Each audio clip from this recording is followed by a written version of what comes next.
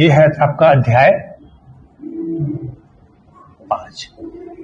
ये धारा याद नहीं रखना है, कोई दिक्कत नहीं। 44 से लेकर 48 उतना महत्वपूर्ण नहीं है, इसको आप ध्यान रखें, ठीक। और जो धारा जरूरी होगा वो मैं ये बता दूंगा आपको कि क्या याद रखना है, ठीक। पंचायतों का संचालन, पंचायतों का संचालन और कामकाज।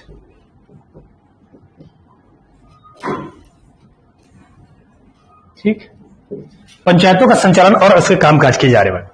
तो पंचायतों में जो कामकाज होता होगा, क्या कामकाज होता है? जनरली बैठक होता है उन लोगों का, चाहे समिति का बैठक हो, चाहे उनके जो भी चर्चा वगैरह होगा बैठक के माध्यम से होगा। तो जो बैठक होगी, पहले अपन बैठक के बारे में चर्चा करते हैं, इससे पहले भी थोड़ा बहुत चर्चा किए हैं। बैठक के बारे में पहला चर्चा कर लेते हैं हम। बैठक में इनका, इस बैठक में भाग कौन लेगा, कौन लोग हिस्सेदार इस बैठक में हिस्सा ले सकते हैं? तो सामान्य सी बात है, कौन लोग हिस्सा लेंगे? जो पंचायत के सदस्य होंगे या पदाधिकारी होंगे। जो पदाधिकारी होंगे वो इस बैठक में भाग लेते हैं। पदाधिकारी के अलावा, पदाधिकारी तो मतदान भी करते हैं, पदाधिकारी के अलावा ऐसा कौन होगा जो इस बैठक में भाग ले सकता है? क्या ग्राम सभा के सदस्य इसमें भाग ले सकते हैं? नहीं ले सकते। हाँ, ग्राम सभा के सदस्य इसमें, जो किसकी, ये पंचायतों का कामकाज का संचालन चल रहा है, ग्राम सभा की बैठक नहीं है। ग्राम सभा की बैठक अपन चर्चा की थी इससे पहले, जो सार्वजनिक बैठक थी जहां हितग्राहियों का चयन किया जा रहा था, जहां पर क्या किया जा रहा था, ये ग्राम सभा के अलग अलग जो दल है या जो समितियां हैं, समिति के जो सदस्य हैं, पंच और सरपंच, उप सरपंच इसमें बैठ रहे हैं, सभापति और उसके सदस्य बैठ रहे हैं। तो यहां पर इसी कंफ्यूजन को नहीं रखना है कि ग्राम सभा के सदस्य यहां नहीं बैठते हैं, क्योंकि पंचायत की आंतरिक कार्रवाई है, न कि बाहरी कार्रवाई है। कैसी कार्रवाई है? प्रशासनिक कार्रवाई है, आंतरिक कार्रवाई है। पदाधिकारियों के अलावा इसमें कौन बैठ सकता है? प्रशासनिक जो पदाधिकारी होंगे, हाँ, वो पदाधिकारी होंगे, वो बैठ सकते हैं, जिसमें सचिव तो होगा ही, साथ में जैसे मान लीजिए कलेक्टर को बैठना हो गया, कलेक्टर बैठ सकता है, एसडीएम बैठ सकता है, तहसीलदार बैठ सकता है, पटवारी का अगर आवश्यकता है, क्योंकि विशेषज्ञ हैं वो लोग, पटवारी को बैठ सकता है। यहां पर जो आरईयू होता है, क्या बोलते हैं, कृषि विस्तार अधिकारी, वो भी बैठ सकता है। महिला स्वास्थ्य कार्यकर्ता, आंगनबाड़ी कार्यकर्ता बैठ सकती है, एएनएम है वो भी बैठ सकती है। ये लोग सब कैसे सदस्य हैं? पंचायत के अंतर्गत विशेषज्ञ सदस्य।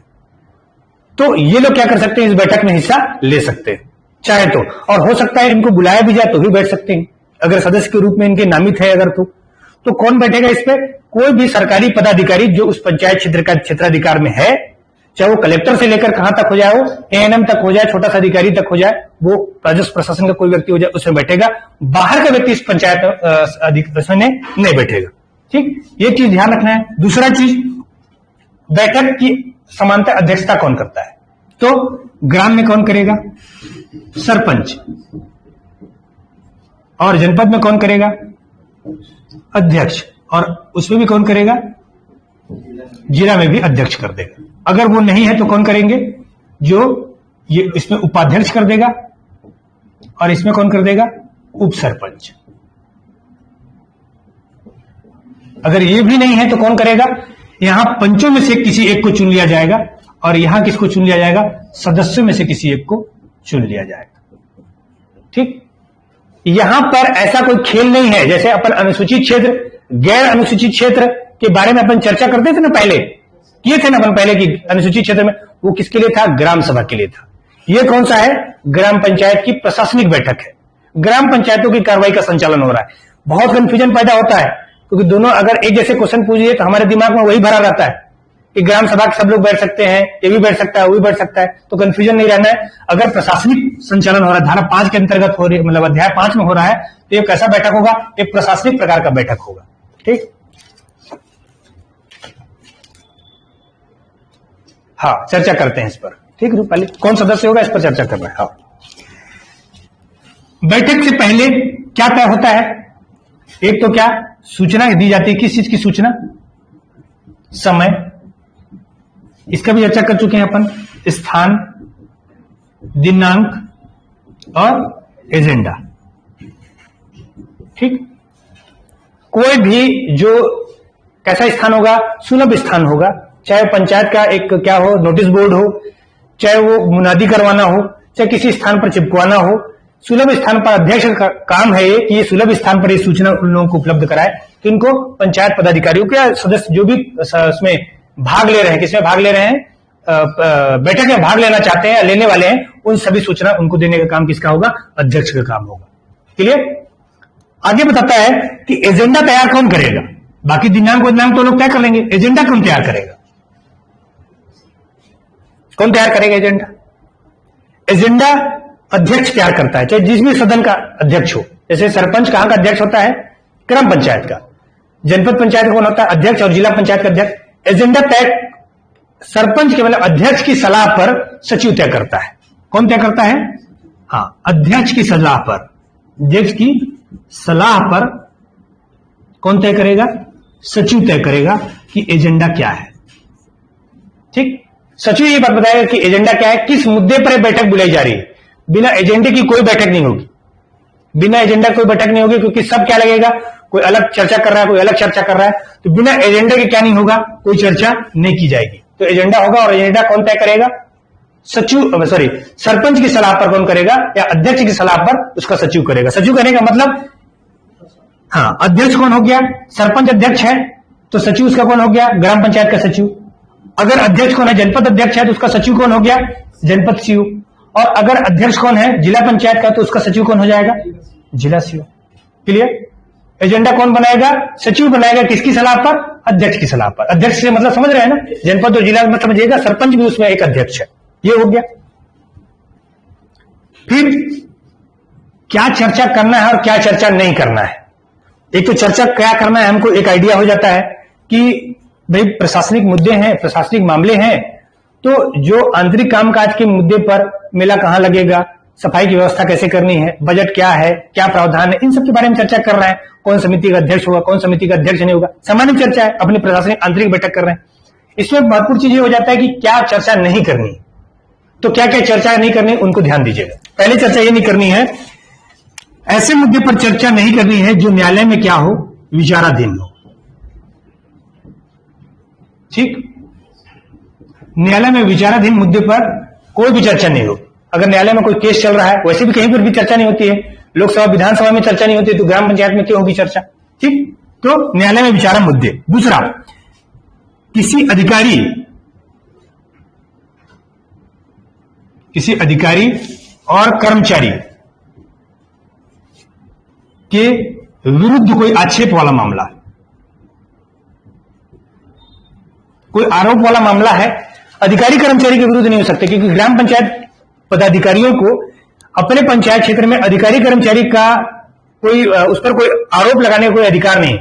ठीक, ग्राम पंचायत के वो किसका काम है? सरकार का काम है। राज्य सरकार के कर्मचारी है, राज्य सरकार कर लेगी। जिला पंचायत के कर्मचारी है, जिला पंचायत कर लेगी। ये सारे अधिकार किसके पास है? राज्य सरकार के पास है, न कि पंचायतों के पास अधिकार, सरकारी कर्मचारी के मामले में। ठीक, अगला, किसी के अपमान के संदर्भ में, किसी के अपमान, अभद्रता, इनके संदर्भ में कोई भी चर्चा नहीं किया जाएगा। ठीक है, अगर कोई इन व्यवस्थाओं को भंग करता है, इन व्यवस्थाओं को क्या कर सकता है, इसमें बहुत सारी चीज है। जैसे कौन से वाले मामले, जैसे कोई ऐसे हो जाए जो एक देश की एकता अखंडता को प्रभावित करते हो, जनजातीय संस्कृति को नुकसान पहुंचाते हो, ऐसे किसी मामले पर चर्चा नहीं की जा सकती है। वो अंदाजा लगा लेंगे मेन आप। अगर कोई व्यक्ति इन मामलों को क्या नहीं करता है, मानता ही नहीं, तो सभापति मतलब अध्यक्ष के पास अधिकार भी है। उसको क्या कर सकता है, वो सदन से निष्कासित कर सकता है, सदन से बाहर कर सकता है, भले वो पंचायत पदाधिकारी हो। ये अधिकार किसके पास है? लोकसभा अध्यक्ष के पास भी है, विधानसभा अध्यक्ष के पास भी है। मार्शल लगवा देते हैं वो लोग, और मार्शल लगवा के अगर किसी मामले पर वो है हल्ला हो हंगामा मचा रहे हैं तो उनको बाहर फेंकवा देते हैं। इनके पास भी अधिकार है कि वो क्या कर सकते हैं, बाहर निकलवा देते हैं। उनको समिति से जिस बैठक है उनके बैठक से क्या कर सकते हैं, निष्कासित कर सकते हैं। ठीक है, फिर इसे पूछा गया कि संकल्प के बारे में पूछा जाता है। किसके बारे में? संकल्प के बारे में। संकल्प क्या चीज होता है कि मान लीजिए कोई प्रस्ताव आया गया और कोई प्रस्ताव कि हमने इस प्रस्ताव को या किसी समिति के बारे में कोई बाजार स्थापना करना है, कोई मेला स्थापित करना है, या पशुओं के बारे में कोई व्यवस्था बनाना है, या स्वास्थ्य के बारे में कोई व्यवस्था है, ऐसा वो संकल्प पारित करते हैं कि इस विषय पर एजेंडे पर अपन क्या कर रहे हैं, ऐसा संकल्प पारित कर रहे हैं कि ये काम हमको करना है। उस संकल्प अगर पारित करना हुआ तो उनके संदर्भ में क्या प्रावधान है वो बता देता हूं मैं आपको। सबसे पहले अगर कोई संकल्प नया आ रहा है, कोई ऐसा मामला आ रहा है कि जिसको नया संकल्प आ रहा है, तो इनको इसकी सूचना जो है 5 दिन पूर्व देनी होती है सदस्यों को। कोई भी ला सकता है इसको 5 दिन पूर्व। कौन ला सकता है? सभापति तो ला ही सकता है और कोई अन्य सदस्य भी ला सकते हैं। सदस्य समय मतलब पंचायत का कोई भी पदाधिकारी कोई भी संकल्प जिसको लगता है कि नहीं ये संकल्प पारित होना चाहिए, सदन में पारित होना चाहिए, 5 दिन पहले वो मैटर आएगा। जैसे लोकसभा राज्यसभा में कितने दिन? 30 दिन पहले देना होता है। 30 दिन पहले कहां चला जाता है? समिति को, प्रवर समिति या कौन सी समिति को जाता है, याचिका समिति को, जिनको भी जाता होगा वो समिति के पास चला जाता है, फिर वाचन समिति के पास चला जाता है, अलग अलग जगह पर जाता है। तो 30 दिन पहले देना पड़ेगा। इनको कितने दिन पहले देना पड़ेगा? 5 दिन पहले कोई मैटर देना पड़ेगा कि हम ऐसा संकल्प लाना चाहते हैं, करना चाहते हैं, आप इसको क्या कर दीजिए, सदन की कार्रवाई में इसको डाल दीजिए।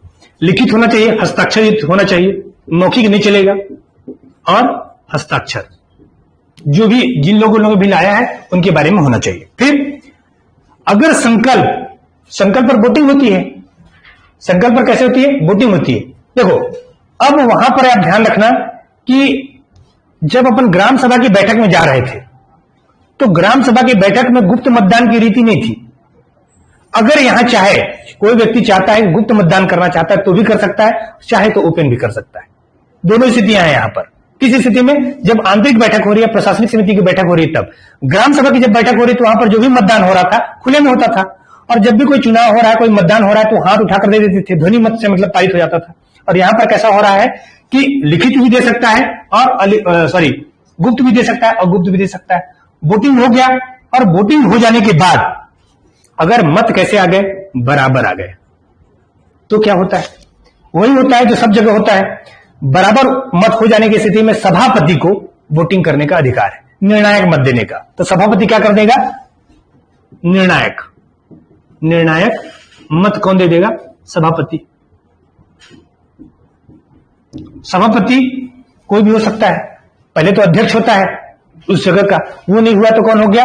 उप सरपंच हो गया या उपाध्यक्ष हो गए, या वो भी नहीं हुआ तो कौन हो जाएगा? पंच हो जाएगा। तो कभी कभी कंफ्यूजन यही करता है, तो क्या अगर कोई पंच सभापति के रूप में काम कर रहा है तो वो पंच के रूप में वोट देता है कि सभापति के रूप में वोट देता है?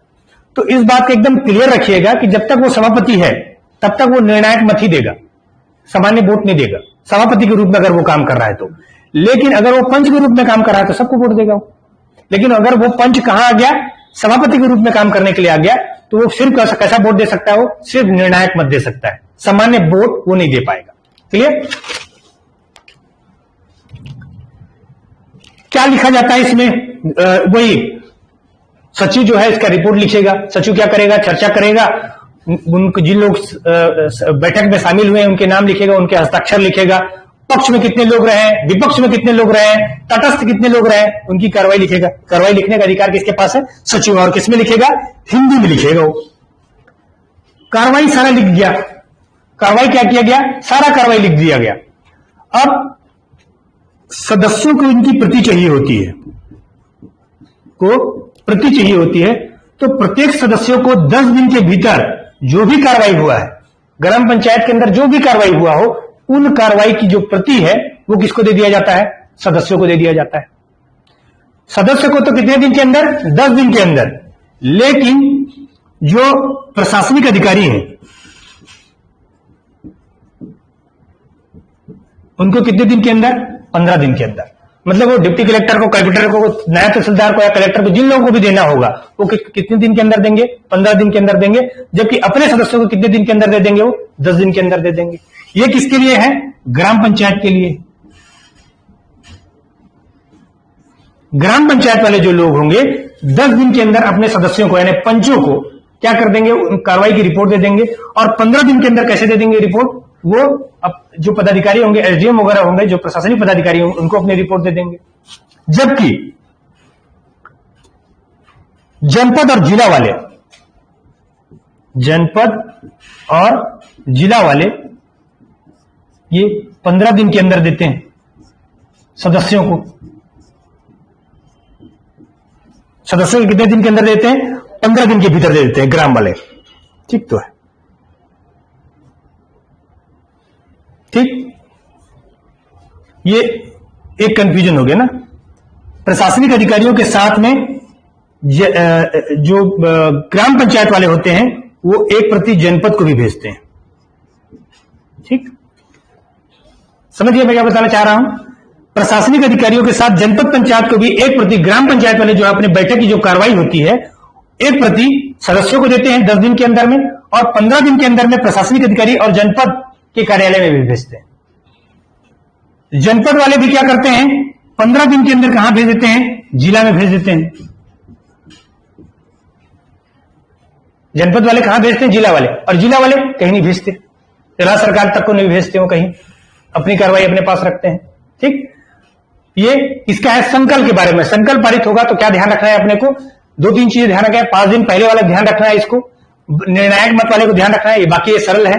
सदस्यों को 10 दिन के अंदर ये दिया जाता है, जनपद वाले 15 दिन के अंदर, जबकि प्रशासनिक अधिकारियों को अगर देना हुआ तो कितने दिन के अंदर? 15 दिन के अंदर। ये क्राइटेरिया रखा गया है डे का, कितने कितने दिनों के अंदर इनको उपलब्ध कराना है। ठीक, इसी में कोरम के बारे में भी पहले भी अपन चर्चा कर चुके हैं। कोरम वैसे ही रहता है, लेकिन हमेशा इसको ध्यान रखा कीजिए कि इस चीज को ग्राम सभा का कोरम अलग पढ़ा कीजिए और आपका जो पंचायत का जो आंतरिक वाला कोरम है उसको अलग पढ़ा कीजिए। इसमें कोरम क्या रहेगा? इसमें कोरम क्या रहेगा अर्जुन? इसमें कोरम क्या रहेगा? ग्राम, जनपद और जिला। ग्राम का कितना, उसमें कितना था? तो जनपद। ग्राम सभा में जो इसका कोरम हुआ करता था, अगर सामान्य क्षेत्र है तो कितना हुआ करता था? 1/10। हर जगह 1/10 है। और अनुसूचित क्षेत्र में कितना था? 1/3, जिसमें कितनी महिलाएं होनी चाहिए?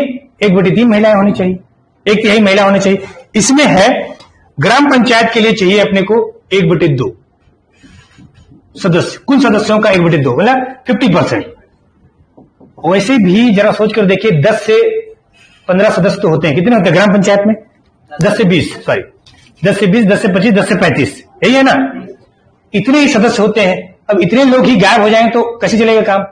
और उनका काम ही यही है कि पंचायत की कार्यवाही का संचालन करना, तो कम से कम आधे लोग तो आ जाए। ठीक, तो ग्राम पंचायत की कितना है? 1/10। और जनपद और जिला के लिए कितने हैं?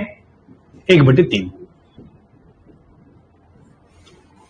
इसमें ऐसा कोई बाउंडेशन नहीं है कि इसमें 1/3 महिला, 1/4 महिला। क्यों? क्योंकि सदस्य तो सदस्य आरक्षण के आधार पर तो आए हैं वो लोग, आरक्षण के आधार पर या सीटों के आधार पर या सीटों की चयन के आधार पर पहले से चुन कर आए हैं। तो इसमें महिलाओं का कोई बाउंडेशन नहीं है। महिलाओं का बाउंडेशन कहां था? ग्राम सभा में। ठीक, महिलाओं का बाउंडेशन कहां है? ग्राम। और आगे भी पढ़ेंगे, गोठान समिति में भी एक नया भी जुड़ गया है गोठान का, तो अपन गोठान को स्पेशली पढ़ेंगे, तो उसमें भी अपन देखें। तो जनपद और जिला प्रशासन के अगर देखा जाएंगे तो उसमें अगर कोरम के बारे में बात होती है तो ग्राम सभा का 1/10 याद रखिएगा सामान्य क्षेत्र में, और अनुसूचित क्षेत्र में 1/3, जिसमें 1/3 महिलाएं होती हैं। जबकि ग्राम पंचायत की अगर बैठक होती है तो उसमें ग्राम पंचायत की बैठक में 1/2 होनी चाहिए, और जनपद और जिला के लिए कितना चाहिए? 1/3 होना चाहिए। ये एकदम ध्यान रखिएगा, बहुत क्वेश्चन पूछने की संभावना बनते हैं और कंफ्यूजन भी बहुत जा रहा है। ठीक, ये कोरम का होता है। कोरम के बारे में पहले ही बता चुके हैं अपन कि अगर ये कोरम पूरा नहीं हो पाए तो क्या होगा? बैठक स्थगित हो जाएगी, और जब स्थगित हो जाएगी बैठक तो अगली बैठक होगी। अगली बैठक में कोरम की आवश्यकता नहीं है। अगली बैठक के लिए क्या है? कोरम की आवश्यकता है ही नहीं, कोरम नहीं, कोई जरूरी नहीं। नए सदस्य आए, कम सदस्य आए तो भी बैठक होगी। उसी एजेंडा है, एजेंडा नहीं बदलेगा कभी भी, उसी एजेंडा पर। लेकिन एक बात ध्यान रखिएगा, अगली बैठक है और 25 दिन के अंदर कितने दिन खबर देना है? और 7 दिन पहले खबर, बैठक के अगली बैठक के खबर कब देना होता है? 7 दिन पहले देना होता है। लेकिन सरपंच जो है या जनपद पंचायत का या जिला पंचायत का जो अध्यक्ष है वो बैठक बुला ही नहीं रहा है, तो सचिव जो है 25 दिन तक इंतजार करेगा। सचिव क्या करेगा? 25 दिन का इंतजार करेगा। तो 25 से लेके 30 दिन, 25 दिन से कम नहीं होना चाहिए, कम से कम 25 दिन उसको रुकना होगा, लेकिन 30 दिन से अधिक नहीं होना चाहिए। इस 5 दिन के अंदर में क्या कर सकता है? वो बैठक बुला सकता है।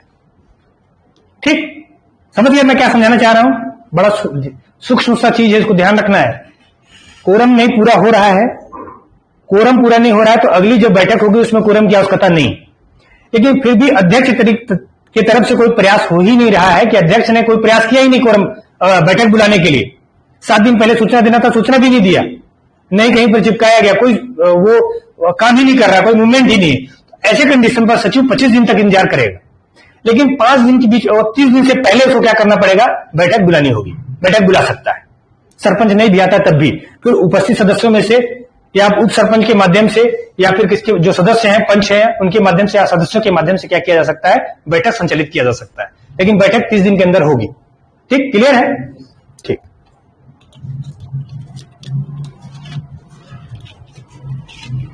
बस इसमें इतना ही।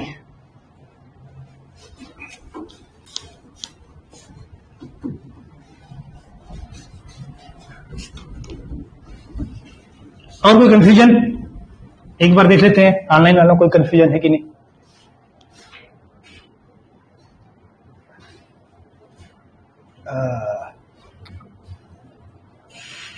ठीक है, उपेंद्र शपथ पत्र और स्व घोषणा पत्र समझ गए कि शपथ पत्र और स्व घोषणा पत्र का मतलब अलग अलग होता है। पंच को अभी तक जो जानकारी अब तक मिली हुई है अपने को, तो पंच को ऐसा है शपथ पत्र नहीं देता है, बाकी लोग स्व घोषणा पत्र सब लोग देते हैं। क्लियर रहेगा, इसको चेक कभी कर लिया हूं मैं क्योंकि सबको कंफ्यूजन था। वापस बुलाया जाना सरपंच के खिलाफ भी होता है क्या, बताइए भैया, क्या राइट टू रिकॉल सरपंच के खिलाफ होता है कि नहीं? तो मैं आपको बता दूं कि सरपंच के खिलाफ ही होता है। सरपंच और सिर्फ पंच और सरपंच, मतलब पंचायत प्रतिनिधियों में, ग्राम पंचायत के जो प्रतिनिधि होंगे, सरपंच और पंच के खिलाफ ही राइट टू रिकॉल होगा, जो प्रत्यक्ष रूप से। इससे पहले नगर निगम, नगर पंचायत वगैरह में भी था, लेकिन 2019 में उसको भी समाप्त कर दिया गया है। अभी सिर्फ इसमें वर्तमान स्थिति में सिर्फ इसको है ग्राम पंचायत में पंच और सरपंच को। हाँ, दुष्यंत ठीक बता रहे हैं, सेल्फ डिक्लेरेशन है वो स्व घोषणा पत्र है, वो इसी तरह का बताते हैं, खुद के बारे में फॉर्म में होता है। ठीक, आगे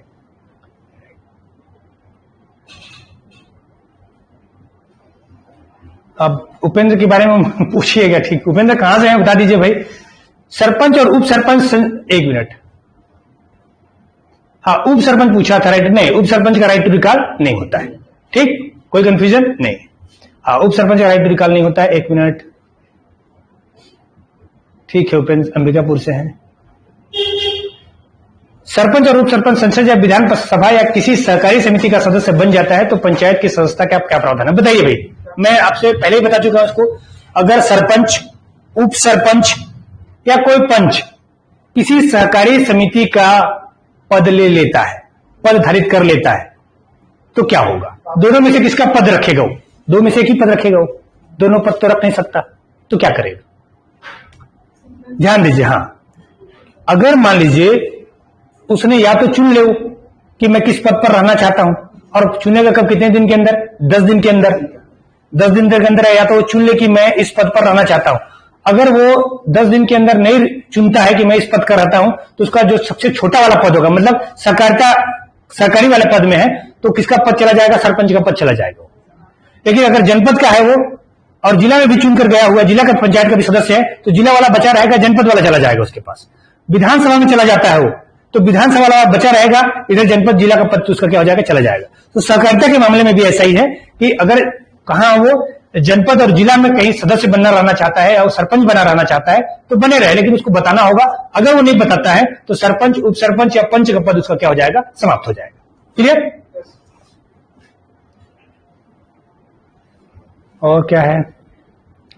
ठीक है, विधानसभा किसी सरकारी समिति के सदस्य होता है, सदस्यता का प्रावधान ऐसा हो जाएगा क्या सदस्यता उसकी समाप्त हो जाएगी।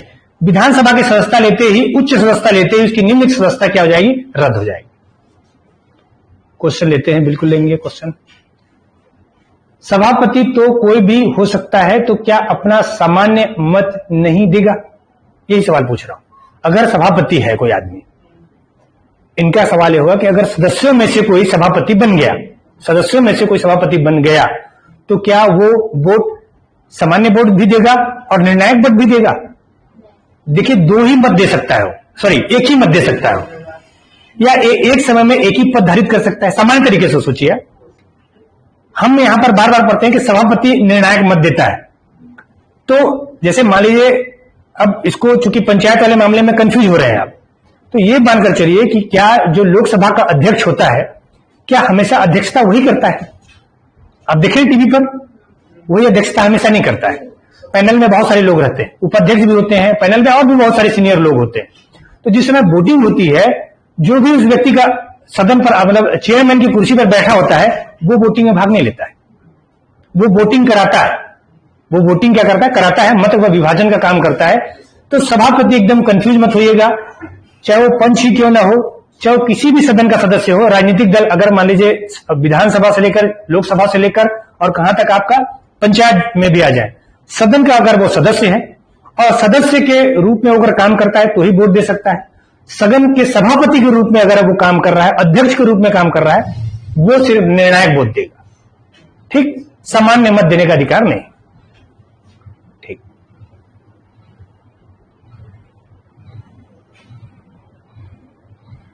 हाँ, उप सरपंच भी पंच है, लेकिन जब उप सरपंच के रूप में वो काम करेगा तो वोट देगा, लेकिन जब वो सभापति के रूप में काम करेगा तो वोट नहीं देगा।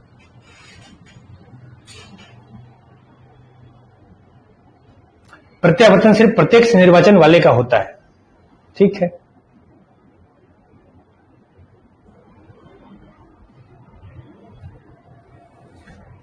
सरपंच उप सरपंच 10 दिन के भीतर नहीं चुना, कुछ भी स्थिति हो, मगर उसके बाद पंच का पद बना रहता है। उप सरपंच अप्रत्यक्ष रंग से चुना जाता है। अब ये उपेंद्र क्लियर नहीं हो, सवाल पूछ रहे हैं कि बता रहे हैं? ठीक है, हाँ, अप्रत्यक्ष रूप से तो चुना जाता है, मतलब बता ही रहे हैं। हाँ, अब सरपंच अप्रत्यक्ष रूप से चुना जाता है कि प्रत्यक्ष रूप से? प्रत्यक्ष रूप से चुना जाता है। ठीक, हाँ, ठीक। और कोई सवाल या कोई क्लियर नहीं हुआ हो तो बता सकते हैं। हाँ, रूपाली के प्रश्न पर था। ठीक ठीक ठीक, रूपाली को जवाब दे रहे थे। ठीक, अब ठीक है, क्वेश्चन उसमें डालते रहिएगा, अपन चर्चा कर लेंगे। ठीक, पंचायत की समितियों की बैठक, समिति पढ़ेंगे अपन, समिति के बारे में डिटेल पढ़ेंगे, पूरी समितियों के बारे में अलग अलग समिति पढ़ेंगे, कल उसका डिटेल पढ़ेंगे। आज पंचायत की समितियों की बैठक के बारे में देखते हैं क्या क्या है। इनकी बैठक होगी कब होगी भाई? देखो, फिर कंफ्यूज मत होना। ग्राम सभा की बैठक 6 बार अनिवार्य है।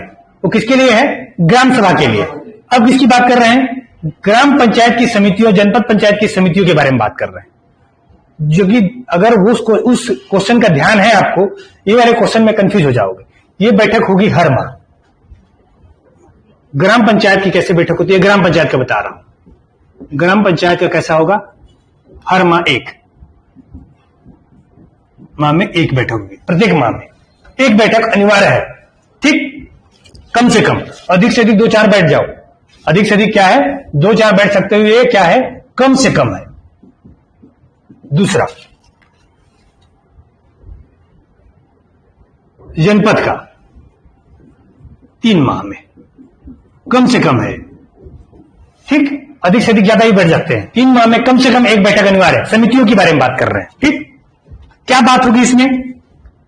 इसमें मासिक आय व्यय या त्रैमासिक आय व्यय के बारे में बात होती है। याद रखो, ये बजट नहीं, समझ रहे हो? आय व्यय कहने का मतलब हर आय व्यय, बजट नहीं। और बजट के लिए दिसंबर महीने में जो बैठक होता है ना, सालाना बैठक दिसंबर में, वो होता है, वो अलग चीज है। एक ऐसी बैठक है, मासिक बैठक है, जो आय व्यय के बारे में क्या कर रहे हैं? मासिक रूप से या त्रैमासिक रूप से। जनपद और जिला है तो त्रिमासिक हो जाएगा, और ग्राम पंचायत तो क्या हो जाएगा? 1 माह में 1 हो जाएगा। आय व्यय की जानकारी किसके द्वारा दी जाती है?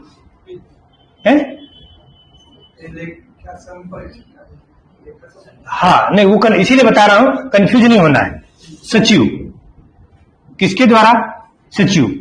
वो लेखा ऑडिट अलग चीज है। लेखा ऑडिट वाला जो चीज है वो अलग चीज है। लोकल ऑडिट जो होता है, लोकल, वो तो 2-2, 3-3, 4 साल में भी हो जाता है। कई बार, कई साल 10-10 साल तक नहीं हो पाता है। ऑडिटर का जो पोस्ट होता है, इसमें सचिव होगा। किसका सचिव? अगर ग्राम पंचायत का पूछा तो ग्राम पंचायत सचिव, क्योंकि लेखा संधारण का काम कौन करता है? लेखा संधारण मतलब समझ रहे हैं? जो कैशबुक लिखने का जो काम करता है, ऑडिट नहीं, लिखने का जो काम करता है वो कौन करता है? सचिव। चाहे वो कहीं का भी सचिव हो। अगर ग्राम का है तो ग्राम पंचायत सचिव होगा, जनपद और जिला का है तो सीओ होगा उसका, सचिव के रूप में। ठीक है, तो आय व्यय की जानकारी कौन देगा? सचिव देगा। किसको देगा? पूरे पंचायत प्रतिनिधियों को। जो पंचायत में जो लोग भी प्रशासनिक अधिकारी वो है पदाधिकारी, प्रशासनिक कर्मचारी नहीं पदाधिकारी होंगे, उनको देगा। ठीक, इसके बाद एक सवाल और पूछा है कि अगर मान लीजिए कोई विषय पुनर्विचार, ये मामले बीत जाते हैं, हर महीने की कार्रवाई हो रही होती है, हर महीने कार्रवाई हो रही होती है, इन पर कोई मामले पर पुनर्विचार करना पड़ जाए तो क्या करना होगा? पुनर्विचार के लिए क्या क्राइटेरिया का है अर्जुन? 6 माह। ठीक, 6 माह के अगर आज पुनर्विचार किसी मामले पर हुआ है, अगर उसी मामले पर पुनर्विचार करना है, अगर सदस्य चाहते हैं तो 6 महीना के बाद होगा। तुरंत हर 2 दिन में, हर 3 दिन में नहीं करेंगे, क्योंकि सदन के पास क्या नहीं है, इतना समय नहीं कि हर उसी मामले पर विचार करते रहे। एक बार विचार कर लिया गया, उसी मामले पर विचार कब करेंगे? 6 महीने बाद करेंगे। लेकिन उनको लग रहा है कि नहीं भाई, विचार करना जरूरी है, करना ही पड़ेगा। पुनर्विचार का भी पुनर्विचार करना चाहते हैं, समझ रहे हो? जबरदस्ती कह रहे हैं कि नहीं, अब विचार करना ही करना है, पुनर्विचार का ही पुनर्विचार। तो 3/4 सदस्य, किसके 3/4 सदस्य? ग्राम पंचायत, जनपद पंचायत, जिला पंचायत के, जो 10, 20, 10, 25 और 10, 35 है। ठीक है, उन सदस्यों के 3/4 सदस्य जो है किसको लिख कर देंगे? सहमति दें, किसको देते हैं सहमति? 2 लोगों को। ग्राम वाले देंगे किसको? एसडीएम को। और जनपद और जिला वाले दे देंगे कलेक्टर को। तो क्या किया जा सकता है? पुनर्विचार किया जा सकता है। उसके लिए इनको 3/4 सदस्यों को क्या करना पड़ेगा? लिख कर देना पड़ेगा, बताना पड़ेगा उनको कि हम क्यों करना चाहते हैं, कारण क्या है, किस वजह से करना चाहते हैं चर्चा, दोबारा उसी मामले पर। ठीक, तो 3/4 सदस्य, 6 महीना के ड्यूरेशन याद रखिएगा। पुनर्विचार के लिए 6 महीना है। 6 महीने से पहले अगर कोई चाहता है, या पुनर्विचार का भी फिर पुनर्विचार करना चाहता है, जैसे क्या होगा, जैसे पुनर्विचार, एक बार पुनर्विचार हुआ, मतलब पहला वाला मामला खत्म हुआ, 1 महीने में कर लिए, उसके 6 महीने बाद पुनर्विचार कर लिए। अब पुनर्विचार का भी एक नया पुनर्विचार करना चाहते हैं तो भी 3/4, या फिर पहला वाला मामला आ गया है, अभी 6 महीने नहीं हुए हैं और हमको दोबारा पुनर्विचार करना है, तो हम क्या कर सकते हैं? 3/4 सदस्य सीओ को लिख कर दे देंगे, सचिव को, एसडीएम को लिख कर दे देंगे, जनपद या कलेक्टर को लिख कर दे देंगे। तो क्या हो सकता है? मामले को पुनर्विचार कर सकते हैं, फिर से कर सकते हैं। लेकिन उनको बताना होगा, लिखित में बात को बताना पड़ेगा 3/4 सदस्यों को कि आखिर पुनर्विचार करने का कारण क्या है, उसकी वजह क्या है, क्यों करना चाहते हैं। ठीक, और क्या है इसमें?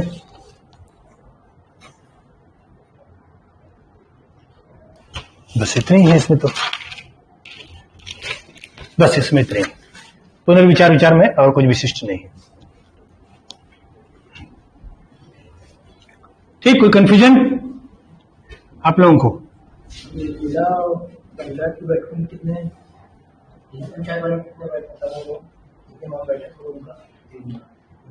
हाँ, जिला पंचायत का, ग्राम का होता है कितना? हर माह 1, और जनपद और जिला का कितना होता है?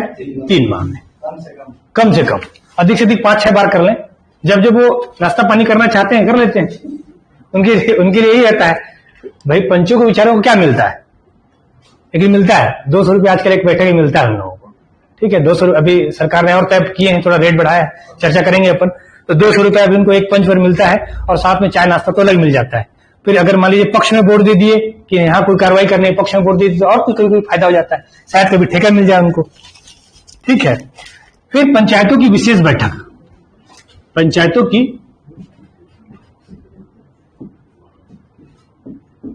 विशेष बैठक। अब पंचायतों की विशेष बैठक में सबका, ग्राम पंचायत का बता रहा हूं, जनपद का वैसे ही चलता है, जिला का वैसे ही चलता है। विशेष बैठक में कोई परिवर्तन नहीं होता, एक ही चीज होता है। ठीक, ग्राम पंचायत के मैं बता देता हूं आपको।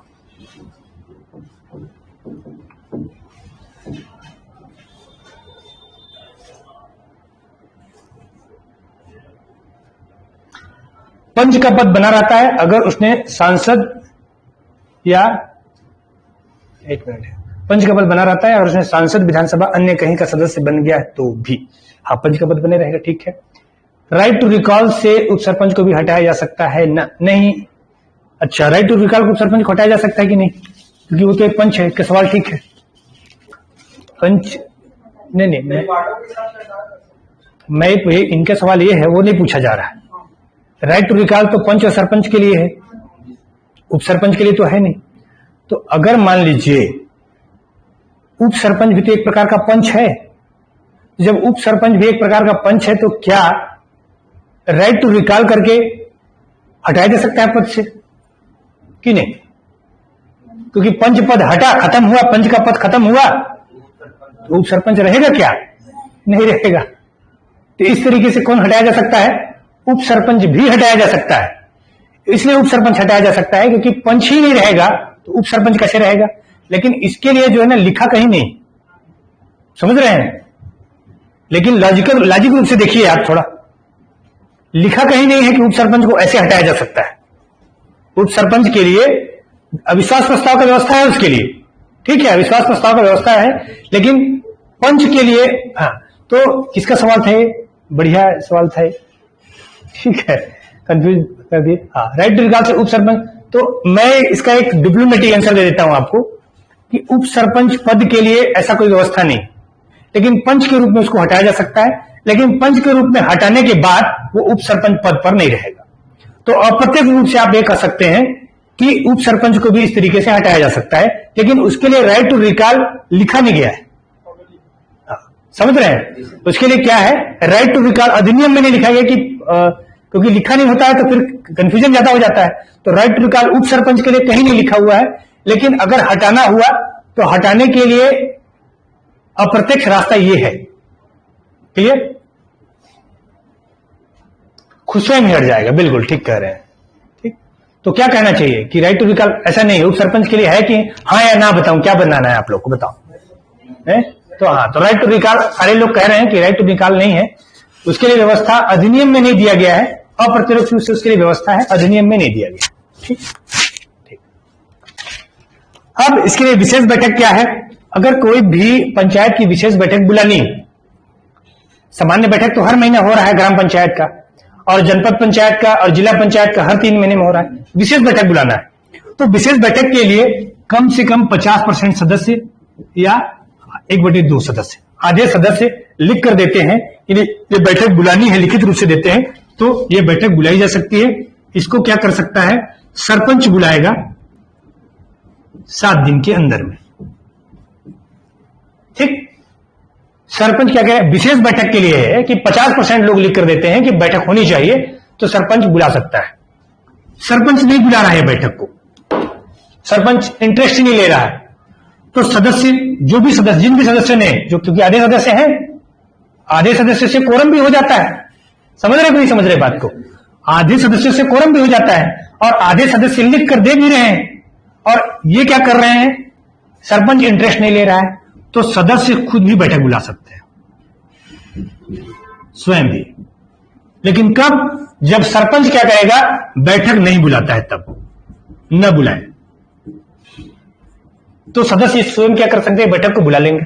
ठीक, कोरम कैसा रहेगा? कोरम तो पहले से हमारे पास तय है, इसमें भी इतना 1/2, पहले से हमको पता है कि पंचायत के प्रतिनिधियों का बैठक होगा, तो कोरम 1/2 रखा गया है। सेम बैठक किसका चलता है? इसका जनपद का, और सेम कैसा होता है? जिला का, बस, और कुछ विशिष्ट प्रावधान नहीं। हाँ, किस मुद्दे पर बैठक की जा सकती है? मुद्दा क्या रहेगा इनका? वही वाला और विलंबनीय मुद्दा है। मुद्दे पर क्या कर सकते हैं? जिसको स्किप नहीं किया जा सकता है, चर्चा करना बेहद जरूरी है। उसी मामले पर उनको बताना पड़ना कि चर्चा करना क्यों जरूरी है इनके लिए। ठीक, तो ये था अपने पास। और क्या है इसमें?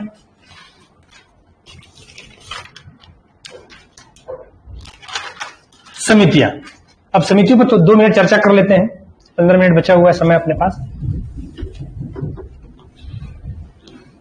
ये समिति वाले को थोड़ा सा ध्यान रखिएगा, क्योंकि समिति पूछता है कि कुछ समितियां अलग अलग हो गई हैं, तो समितियों को पूछता है, इसमें धारा भी याद रखिएगा।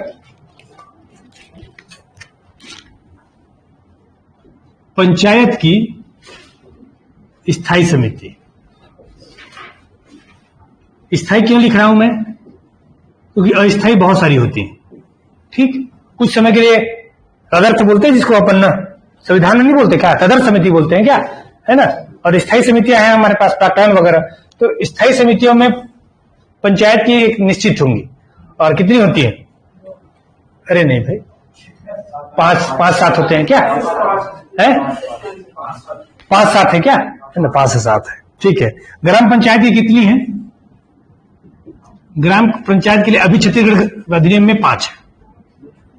कितनी हो गई अभी? 5 है। उन है हाँ, अधिक से अधिक। ये क्या है? अधिक से अधिक है, अधिक से अधिक है। और कम से कम कितना हो सकता है?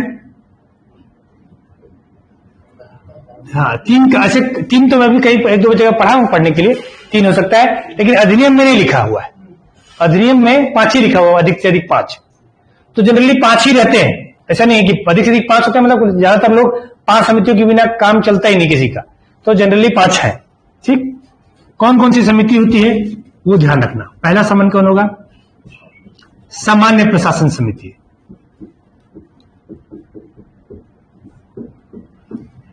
ठीक, थोड़ा सा अंतर होता है, बस उसी अंतर को मैं बताऊंगा।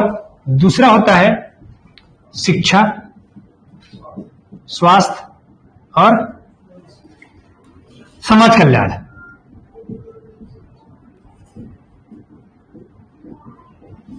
बस इसको थोड़ा सा ध्यान रखना, ठीक। इसका इसलिए होता है कि जो उपाध्यक्ष होगा ना, मतलब उप सरपंच होगा, वो इसका अध्यक्ष होता है। सामान्य प्रशासन समिति का अभी मैं चर्चा करते बताते चलता हूं। सामान्य प्रशासन समिति जो है ना, बड़ी पावरफुल होती है। जितनी भी समिति होगी, जितनी भी समिति के अध्यक्ष होंगे, इसके सदस्य होंगे। सब समिति, जितनी 5 समितियां मान लीजिए है, तो 5 समितियों के जो सभापति होंगे, मतलब जो अध्यक्ष होंगे, वो सामान्य प्रशासन समिति के क्या होंगे? सदस्य होंगे। और अध्यक्ष कौन होगा इसका? अध्यक्ष ही। सभापति मतलब कौन? सरपंच, ठीक। और इसका कौन होगा? एकमात्र का।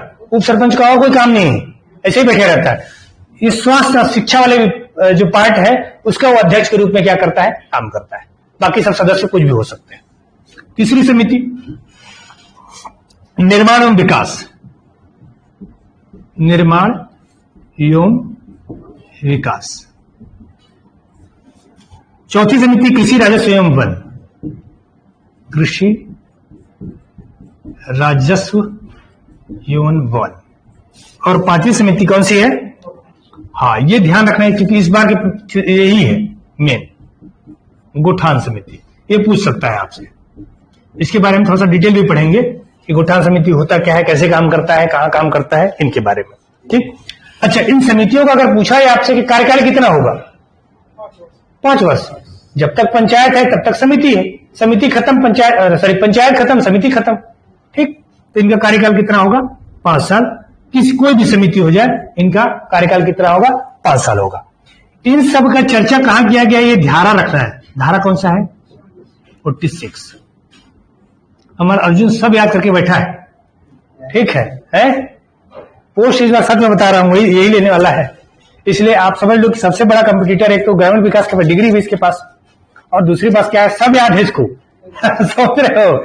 इसको पोस्ट लेना ही है, तो आप वो इसी को मानक बना के रखो, ठीक है। और ग्रुप में अपने शामिल कर लो, उसी के साथ चर्चा करो, तो इससे क्या हो जाएगा? सबका मजबूत हो जाएगा। हम सबको पोस्ट लेना है ना, किसी को नहीं छूटना है, ठीक। तो इनका 5 वर्ष होता है। जनपद पंचायत, जनपद और जिला, दोनों के लिए जो समिति की जो धारा है, वो कौन सी धारा है अर्जुन? देखो, ये भी याद है इसको, ठीक है। आसान है। 46-47। 46 में क्या है? ग्राम पंचायत की समितियों के बारे में बताया गया। 5 समितियां हो सकती हैं। और 47 में किसमें? जनपद और जिला की। एक साथ ध्यान रखिएगा, अलग अलग लिखा हुआ है, लेकिन आप एक साथ याद रखिएगा। इनकी कितनी समिति हो सकती है? 5 से 7। जैसे वो 3 से 5 था, इनका थोड़ा सा बढ़ गया, कितना? 5 से 7, ठीक। अधिकतम कितनी हो सकती है? 7 हो सकती है। कौन कौन सी है? एक साथ याद, ध्यान रखो सबका, क्योंकि दोनों की समितियां एक जैसी है। पहला, इनमें भी सामान्य प्रशासन, ये होता ही होता है सामान्य प्रशासन। असल में सामान्य प्रशासन जो समिति स्टेब्लिश, जो स्थापना का काम होता है ना, ये वही लोग स्टेब्लिश समझ रहे हैं ना। स्थापना में तो समझते हैं, नियुक्ति, कितना वेतन, कितना भत्ता, जो मेन प्रशासनिक कार्यक्रम होते हैं उसको स्टेब्लिश बोलते हैं। उसी क्षेत्र में लोग काम करते हैं। दूसरी समिति अलग कर दिया गया, कौन सी समिति है? शिक्षा। ठीक। तीसरी समिति है कौन सी? कृषि है, वन है। कृषि अलग है और वन को अलग कर दिया गया है। पांचवी में कौन है? स्वास्थ्य, महिला, बाल कल्याण। स्वास्थ्य, महिला एवं बाल कल्याण। ठीक। और छठवां कौन सा है? सहकारिता। ठीक। और उद्योग भी साथ इसी में है। और सातवां है, क्या है? संचार एवं संकर्म। ठीक। कॉमन देख लीजिए, सामान्य प्रशासन समिति इसमें भी है, इसमें भी है। शिक्षा यहां पर भी शिक्षा का मामला है, अलग अलग कर दिया बस। शिक्षा हो गया, स्वास्थ्य देखिए वहां पर भी, यहां पर भी है, कृषि भी है, वहां पर भी, यहां पर भी है, वन वहां पर भी, यहां पर भी है। एक गोठान रहा है यहां, और यहां पर ये मैटर के आधार पर अगर देखेंगे, 7 समितियों में सहकारिता और उद्योग वहां नहीं होते हैं, वहां बल्कि क्या हो जाता है? गोठान हो जाता है, और संचार एवं संकर्म नहीं होते। ठीक। 2 समितियां यहां पर एक्स्ट्रा आपको दिखाई देंगी, बाकी सब समितियां लगभग वहां पर आपको होंगी। ठीक। यहां कितने कितने सदस्य होते हैं? एक समिति में 4-4। एक समिति 13 कहां पर है इसको? नहीं, गोठान नहीं कर रहा। हाँ, गोठान में होंगे। गोठान में तो बहुत सारे हैं, एक वो भी है। अच्छा, कोई रूपाली मुझसे बार बार पूछी थी कि निःशक्त जन जो है, किसी निःशक्त को ग्राम पंचायत की किस समिति में शामिल कर सकता है, या ग्राम पंचायत में कब शामिल किया जा सकता है निःशक्त को?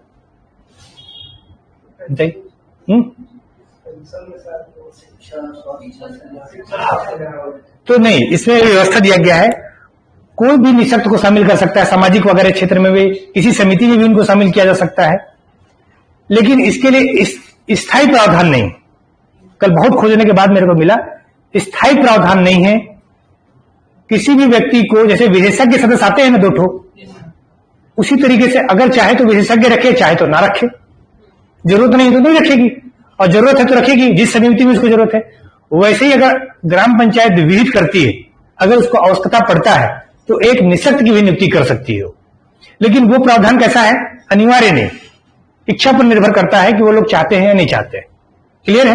ठीक है रूपाली, कि इस मामले में क्या है कि वो ग्राम पंचायत अगर विहित करते हैं, तय करते हैं, तभी वो किसी निःशक्त को क्या किया जा सकता है? समिति में शामिल किया जा सकता है। समिति क्या नहीं होंगे? स्थायी रूप से वो नहीं होते हैं समिति में। ठीक। हाँ, इसमें एक समिति में कितने कितने सदस्य होते हैं? 4-4 समिति। और इन दोनों में कितने समिति होते हैं? 5 से 10 5 से 10 सदस्य हो सकते हैं एक समिति में। कोई भी जो सदस्य होगा वो अधिकतम 2 समितियों का ही सदस्य रहेगा। ठीक। 2 समिति से ज्यादा का सदस्य नहीं बनेगा। और एक समिति में 4 और एक समिति में 5 से 10 सदस्य हो सकते हैं। और कोई भी सदस्य क्या करेगा? वो किसी भी स्थिति में क्या नहीं रहेगा? 2 समितियों का सदस्य नहीं हो सकता है। ठीक। इसमें 4 हो गए, इसमें 2 हो गए। और क्या चीज है?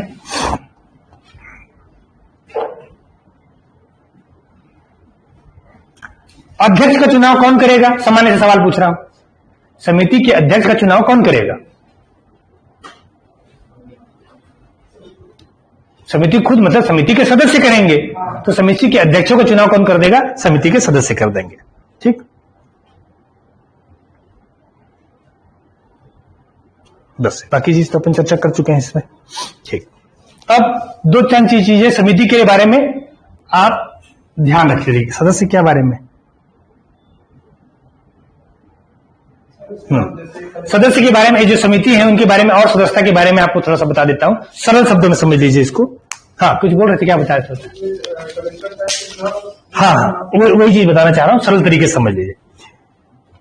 पहले तो जो दिए गए निर्धारित सदस्य हैं, इन समितियों में वो सदस्य हो गए 4 इसमें हो गए, और 5 से 10 यहां हो गए। ये क्लियर हो गया सबको? ये समिति में सदस्य रहेंगे ही रहेंगे जो सदन के सदस्य हैं। ठीक, क्लियर? अब उन लोगों के बारे में बात कर रहे हैं जो सदन के सदस्य नहीं हैं, जो वोटिंग नहीं कर सकते। ये लोग क्या कर सकते हैं? वोटिंग कर सकते हैं। अब वो लोग के बारे में बात कर रहे हैं जो वोटिंग नहीं कर सकते लेकिन सदस्य के सदस्य हैं। ठीक, पहला विशेषज्ञ सदस्य, कोई भी विशेषज्ञ सदस्य, और विशेषज्ञ सदस्य मैं आपको क्लियर कर देता हूं कि विशेषज्ञ सदस्य कोई इंजीनियर डॉक्टर वगैरह नहीं होता है। अब जैसे मान लीजिए राजस्व डिपार्टमेंट के विशेषज्ञता की जरूरत पड़ती है आपको, तो पटवारी उसका सदस्य है। स्वास्थ्य एवं महिला बाल कल्याण के लिए जरूरत पड़ता है तो आंगनबाड़ी कार्यकर्ता और एएनएम उसकी सदस्य है। कृषि विभाग का अगर जरूरत पड़ता है तो जो क्या होता है, ग्रामीण कृषि विस्तार अधिकारी, REO बोलते हैं, RAEO है ना, कृषि विस्तार अधिकारी बोलते हैं उसको। समिति सेवक क्या बोलते हो आप लोग, जो ग्राम सेवक, हाँ सॉरी ग्राम सेवक, वो ग्राम सेवक क्या बन जाएगा, इसका सदस्य बन जाएगा कृषि विभाग का। वन विभाग का अगर कोई उसका जरूरत पड़ा तो वीट गार्ड को, जो फॉरेस्ट गार्ड होगा वो क्या करेगा, इसका सदस्य बन जाएगा। क्लियर है? तो कभी कंफ्यूजन होना, जो जिस विभाग का होता है वही विशेषज्ञ सदस्य हो सकता है। और ऐसे विशेषज्ञों की नियुक्ति समिति में कितनी की जा सकती है, 2, अधिकतम 2, और चाहे तो करें चाहे तो ना करें, ये भी कोई दिक्कत नहीं। तीसरा, बीच बीच में अगर ये लोग चाहें ग्राम पंचायत की बैठक में सदस्यता के रूप में शासकीय अधिकारियों को भी बुला सकते हैं, किसी भी शासकीय अधिकारी को। विशेषज्ञ सदस्य अलग हो गए और शासकीय अधिकारी, वो जो शासकीय अधिकारी मैं बता रहा हूं उन लोग भी शामिल हैं, लेकिन वो विशेषज्ञ के तौर पर ना होकर शासकीय अधिकारी के तौर पर शामिल हो रहे हैं कि हम भी बैठक सुन रहे होंगे, हम भी जवाब दे रहे होंगे, हमको भी जानकारी होनी चाहिए, उनको भी सूचना दी जाती है। तो सभी शासकीय अधिकारी जो उस पंचायत क्षेत्र में या उस जनपद पंचायत क्षेत्र में व उस जिला पंचायत क्षेत्र में उनको बुलाया जा सकता है। क्लियर? अगला है कोई नामांकित निःशक्त सदस्य। समिति में अगर मान लो जो उनकी उसकी जरूरत नहीं भी है तो ग्राम पंचायत या जनपद पंचायत या जिला पंचायत चाहे तो एक निःशक्त व्यक्ति को सदस्यता दे सकती है, लेकिन वो क्या नहीं करेगा, वोटिंग नहीं करेगा। ठीक, क्लियर? सदस्यता के रूप में आपको और कोई कंफ्यूजन, आप लोगों को सदस्यता के बारे में कोई कंफ्यूजन? अच्छा, जनपद और जिला की समितियों को एक बार बताना है, एक बार और बता देता हूं। ग्राम पंचायत धारा 46 में है कम से कम 3 समितियां, अधिक से अधिक कितनी समितियां, 5 समितियां। एक समिति में 4 सदस्य, और समितियों के नाम है सामान्य प्रशासन समिति, शिक्षा स्वास्थ्य एवं समाज कल्याण समिति, निर्माण और विकास समिति, कृषि राजस्व और वन समिति और गौठान समिति। गौठान समिति का डिटेल पढ़ेंगे, अभी इसके बारे में चर्चा नहीं कर रहे। 47 में जिला और जनपद के बारे में बताता है, इसमें 5 से अधिक, कम से कम 5 और अधिक से अधिक 7 समितियां। सदस्य इसमें कितने हो सकते हैं, कम से कम 5 और अधिक से अधिक 10। कितनी समितियां, सामान्य प्रशासन समिति, शिक्षा समिति, कृषि समिति, वन समिति, स्वास्थ्य महिला बाल कल्याण समिति, सहकारिता और उद्योग समिति, संचार और आपका संकर्म समिति। ये समितियां किसकी हैं, वो है। सदस्य के बारे में बता दिया, और क्या बता सकता हूं।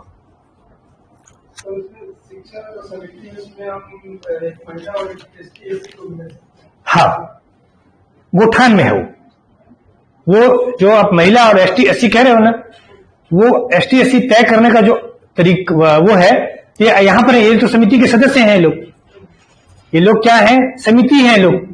यहां पर ये शिक्षा वाली समिति में है, क्या होगा यहां पर ये कोई भी ST/SC सदस्य होगा और एक महिला अनिवार्य, बाकी के लिए अनिवार्य नहीं। ठीक है, शिक्षा समिति के लिए अनिवार्य रखा गया है, बाकी लिए वो अनिवार्य नहीं है कि क्षेत्र में रखा जाएगा। हाँ,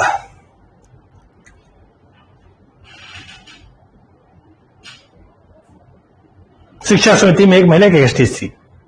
अच्छा, ये जो संख्या रखी गई है 4 और ये 5 और 10, कलेक्टर के अनुमोदन से बढ़ाई या घटाई जा सकती है। सॉरी, घटाई तो नहीं पड़ा, बढ़ाई जा सकती है। कलेक्टर के अनुमोदन से, ध्यान रखिएगा, समितियों में सदस्यों की जो संख्या होगी वो कलेक्टर के अनुमोदन से बढ़ाई जा सकेगी। बस खत्म हो गया, समिति में इतनी है। कल अपन समितियों के कार्य एवं शक्तियां देखेंगे। ठीक है, कौन कौन सी समितियां कौन कौन सा कार्य करती है, तो अपने क्षेत्र का ही काम करते हैं वो लोग जनरली, लेकिन कौन कौन से कार्य वो देख लेंगे। समिति के कुछ और पदेन सदस्य होते हैं, जो बताया। पदेन सदस्य में कौन कौन हो सकते हैं, सरकारी कर्मचारी हो सकते हैं, एक निःशक्त व्यक्ति हो सकता है, कोई वो क्या हो सकता है अपना जो ग्राम इसमें पंचायत में, जैसे कौन पंचायत में ये लोग, अरे जो लोकसभा के सदस्य हैं, राज्यसभा के सदस्य हैं, है ना, तो कैसा हो गया, जैसे ग्राम पंचायत में है तो ग्राम पंचायत में कोई एक्स्ट्रा आदमी तो शामिल होता नहीं है। जनपद पंचायत में कौन शामिल हो जाता है, विधायक शामिल हो सकता है अपने क्षेत्र का, और सरपंच शामिल होते हैं इसमें। जनपद पंचायत में सरपंच शामिल होते हैं कि नहीं, चक्री क्रम में 10% सरपंच या 20% कितना अपन पढ़े थे, 30% सरपंच 1 साल के लिए। और उधर जिला में पदेन सदस्य के रूप में कौन कौन होंगे, पदेन सदस्य के रूप में होंगे कौन? आपका विधानसभा के सदस्य, राज्यसभा के सदस्य और लोकसभा के सदस्य जो उस पृष्ठभूमि क्षेत्र के मतदाता हों। राज्यसभा के लिए तय किया गया है कि उस क्षेत्र, उस गांव का, उस पंचायत का क्या हो, मतदाता के रूप में व्यक्ति हो। और विधानसभा और उसके बारे में रखा गया कि ग्रामीण क्षेत्र से आते हो लोग। ठीक है, ये लोग कैसे होते हैं? पदेन सदस्य के रूप में होते हैं। उन लोग भी समिति की बैठक में हिस्सा लेते हैं, भाग लेते हैं। ठीक,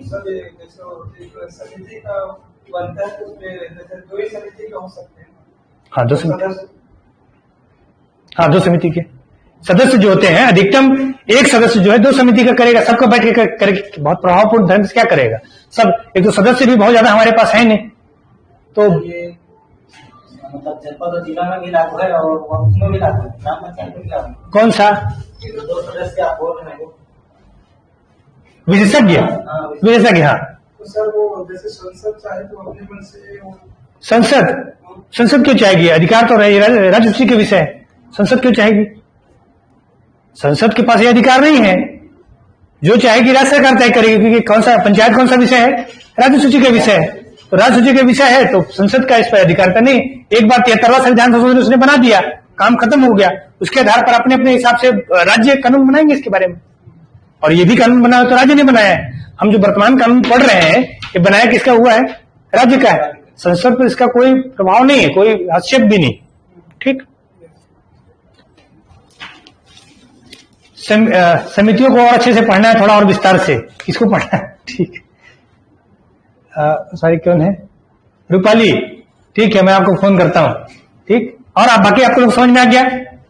कोई समस्या समितियों में? वो तो मतलब सदस्य हैं उसमें, वो अधिकतम 2 समिति के सदस्य हो सकते हैं। तो विशेषज्ञ नहीं सर, विशेषज्ञ नॉर्मल जैसे सामान्य समिति के सदस्य हैं, ये नामित सदस्य तो कई जगह चले जा सकते हैं। नामित जो सदस्य होंगे, जैसे निःशक्त का हर जगह जरूरत पड़ रहा है, मान लो हर बैठक में जाकर निःशक्त, क्या दिक्कत है? तो विशेषज्ञ का हर जगह जरूरत पड़ रहा है, हर जगह जाके बैठेगा, कोई दिक्कत नहीं। पंचायत पदाधिकारी, अगर ग्राम पंचायत के क्षेत्राधिकार में कोई सरकारी कर्मचारी है और ग्राम पंचायत के पदाधिकारियों को लगता है, सभापति को लगता है, कलेक्टर को लगता है, एसडीएम को लगता है कि नहीं ये बैठक में शामिल हो, सब लोग बैठक में शामिल हो, पटवारी हर बैठक में शामिल हो, तो बैठेगा। अगर उनको लगता है कि जरूरत नहीं है तो नहीं बैठेगा, जमीन में अपने काम करेगा अपना। ठीक, ठीक है।